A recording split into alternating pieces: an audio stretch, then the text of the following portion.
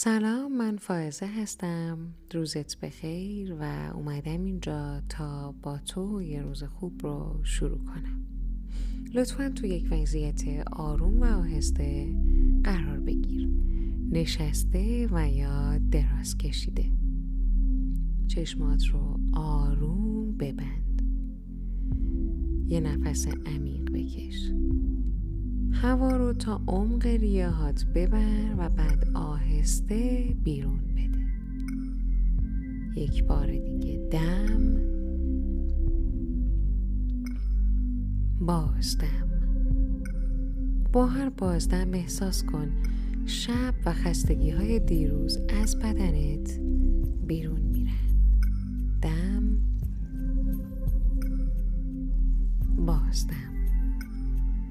الان صبح تازه‌ایه، یه روز جدید، یه فرصت تازه برای شروع. احساس کن نور ملایم خورشید از پنجره وارد میشه، پوستت رو گرم میکنه. نورش بهت یادآوری میکنه که هنوز زنده ای. هنوز میتونی انتخاب کنی و هر چیزی ممکنه. توجهت رو بیار روی بدنت. احساس کن پاهات روی زمینن، محکم و ریشه دار، مثل درختی که از زمین نیرو میگیره.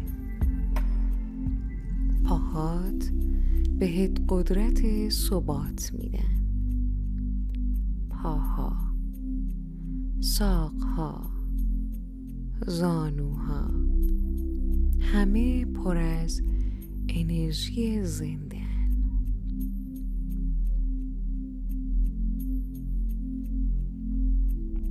حالا توجهت رو بیار بالا روی شکمت. احساس کن نفسات آروم و عمیقن، مثل موجهای دریا که میان و میرن.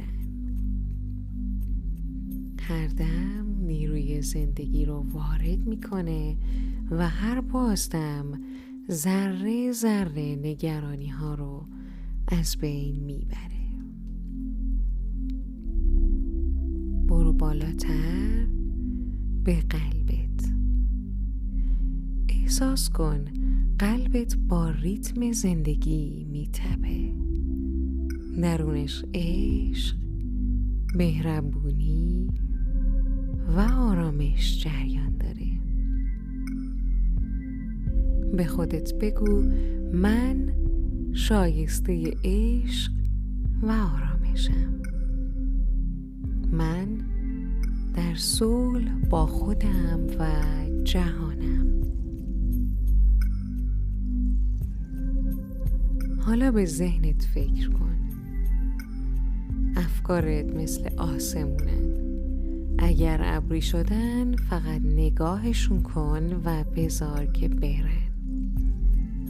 تو خود آسمونی، نه ابرها.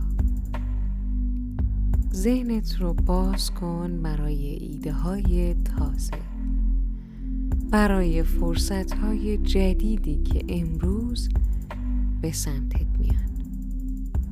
به آرامی لبخندی کوچیک روی لبهات بیار. لبخندت یعنی انتخاب آگاهی و شادی در این لحظه. به خودت بگو من امروز رو با آرامش و اعتماد شروع میکنم. هر چیزی که امروز پیش بیاد با آرامش از پسش برمیام. من در مسیر درستی هستم. حالا دوباره چند نفس عمیق بکش. دم، بازدم. احساس کن انرژی تازه درونت جریان پیدا کرده، مثل نوری که تمام وجودت رو روشن کرده.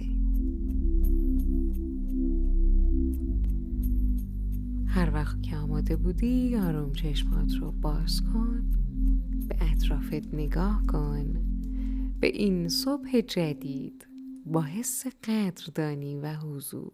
امروز روز توه، با آرامش، عشق و قدرت درونیت قدم بر.